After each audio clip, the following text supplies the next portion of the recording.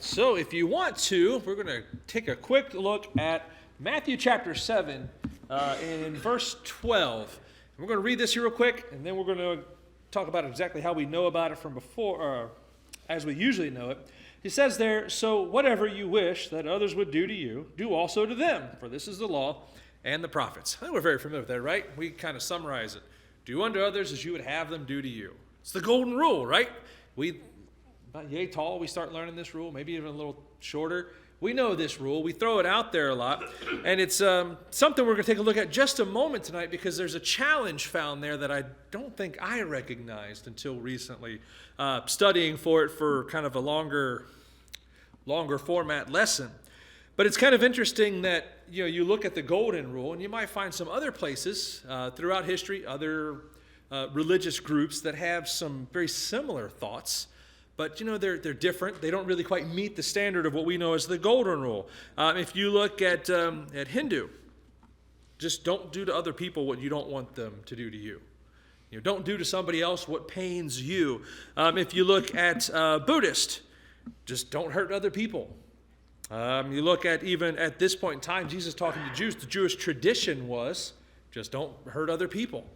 Don't hurt those that you like. Let's see here, in the Baha'i faith, don't do for other people what you don't want done to you. You can just kind of go down there. If you think about if you've heard and maybe seen the bumper sticker with even the Wiccan thoughts on things. Harm none. Do what you will, right? So this idea that comes out there, in most of the religions out there in the world, they look at this idea that says, just don't go hurting people. Don't do things to them that you don't want done to you. And we might even look at those and say that that's actually a pretty good rule to live by. You're going to have a hard time going wrong if you just look at it and go, okay, yeah, just don't go out and do things that bother or hurt other people. Not bad, but it's not golden. We're going to call those silver rules.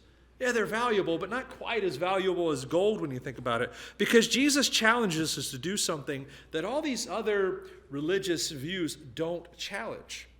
And the challenge is that I have to be active in doing good things for other people. I don't simply get to sit back and see somebody who's hungry and say, well, at least I'm not making them more hungry. I don't get to look at somebody on their last dollar in their hand and go, well, at least I'm not taking their last dollar. Because that's really what everybody else is saying. But what Jesus says is something so much more powerful. It's not don't hurt them, it's do good for them. He doesn't say don't do to others what you don't want have done to you. He says do to others what you do want done to you. If I had an empty plate and I hadn't eaten in a while, what I want done for me is someone to put food on my plate. So if I see somebody with an empty plate, hadn't eaten in a little while, I'm not just to sit back and think, well, at least I'm not taking their food. I'm not breaking their plate. No, I'm called to action. I'm called to put food on their plate. I'm called to do something. It's the golden rule as we know it, because it is so valuable. And it is such a challenge sometimes, because I find myself going around, and I know that I get inside my own head and inside my own little world, and I kind of think about this. I got to take care of things for me. I got to make sure things are done for me. I got to make sure things are done for my family. When around me there are people that I should be doing things for, not simply not making it worse for them, but making it better for them. It's a genuine righteous guideline for how we treat others and how we relate to other people. And really, it says there at the end of the verse, as he's talking there, it says, this one rule really sums up the law and the prophets. Of course, he's talking to the Jews here, and he tells them, says, he spent this whole time leading up to this talking about, you've heard this, but I tell you this. And he's laying out for them a more perfect understanding of what the law was about. And so here he says, what do we do this? We do this because we love each other. That's the second great commandment, right? The first one is love God. The second one is love your neighbor as yourself. Therefore, I don't sit at home thinking of ways I can not make my situation worse. I sit at home thinking about ways I can make my situation better, whatever that might be. In Romans chapter 13 and verse 8, Paul there says, owe no man anything, but love one another, for he that loveth another hath fulfilled the law. For this Thou shalt not commit adultery, thou shalt not kill, thou shalt not steal, thou shalt not bear false witness, thou shalt not covet. And there, if there be any commandment, it is briefly comprehended in this saying, namely, thou shalt love thy neighbor as thyself. Love worketh no ill to his neighbor, therefore love is fulfilling of the law. You know, he texts us, you got all these rules, how you treat each other. He says it's all summarized in love your neighbor as you love yourself. Do good for those because you would love to have that done for you. And if you really think about it, it's a useful little tool. You know, but if we carry a pocket knife, am I the only one? Okay, all right, just checking. Carry a pocket knife. I just recommend that. Just everyday carry, right? A good idea. But the reason I say that is because you think about all the situations that you have in your day where you get there and you need something. You know, a good pocket knife, you could cut a box open with it. In a pinch, if you don't like your knife, you can turn a screw with it. You can use it for a pry bar. You can scrape Anoxy 66 coating off of a carbon disc. I do that a lot with mine. It's a work thing. But the idea is it's a useful tool, right? Because you can do a lot with it. Let's look at the golden rule. Let's look at do unto others as you would have them do unto you. This idea here, it is an amazing tool that you can just pull out of your pocket at a moment's notice and really not be wrong. Love your neighbor as you love yourself. You get into a situation, I'm not real sure what I'm supposed to do here. You know what, I need to go talk to somebody. You know what, no, I'll call up Tom, or I'll call up Billy or Daryl or Neville or Chris, or I'll call up somebody and say, hey, you know, I'm having trouble with this situation. You know what? I got an easy one for you. What would I like to have done to me? What would loving my neighbor look like in this situation? And you can hardly go wrong with that. It's an excellent little tool that you can just pull out of your pocket, carry that around with you every day, pull that out and use that whenever you're not real sure. It's an amazing little tool we've got. Now, the last little thought here just for a moment is to go back and look at the verse before. Because verse 12 says, so, if you go to the old King James, it's therefore. So what you're looking at is this idea that because of something that came before this statement. So what we go back to verse 11. He says, if you then, who are evil, know how to give good gifts to your children, how much more will your Father who is in heaven give good things to those who ask him?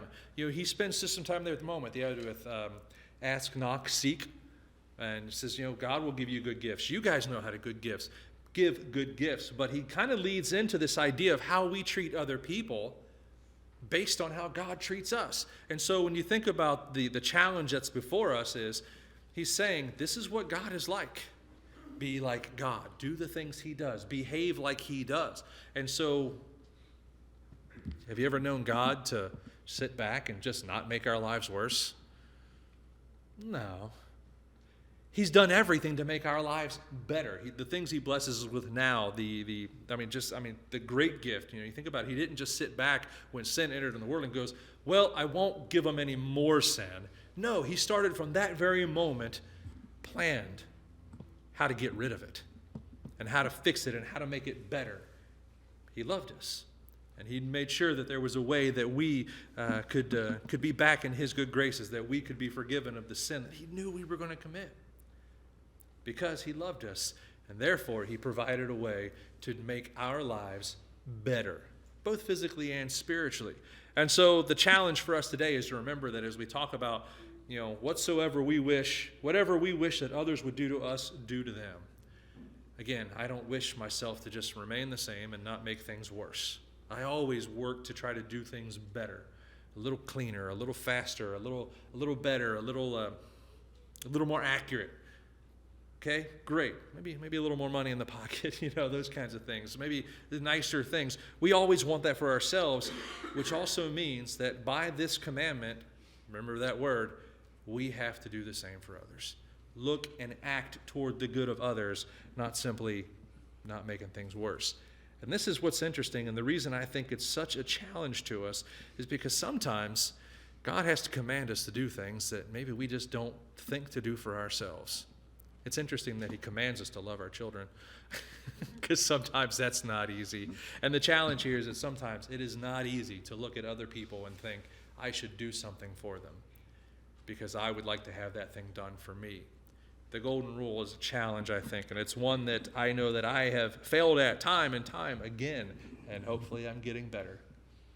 And so if, we find something where we've neglected this, we've got opportunity to make that better. We've got opportunity to fix that, whether it be for right now for this particular subject and looking at how we're treating other people and we're not doing it the way we should, we're not behaving like God when it comes to taking care of other people, we can fix that. We have opportunity right now. If we've obeyed the gospel before, it's a simple process. Peter laid it out for Simon. Repent, pray forgiveness. I love Simon's reply to that. Will you pray with me? And I can't imagine Peter said, no, you're on your own. Guys, there's a whole room of people here who are willing and able and just absolutely happy to help you in whatever the need be. Whether it is, again, just finding repentance for this or something else that may be blocking up our lives and shouldn't be there, we can get rid of that. And if we haven't, if there's somebody here that wants to obey the gospel for the first time, we're equipped for that too.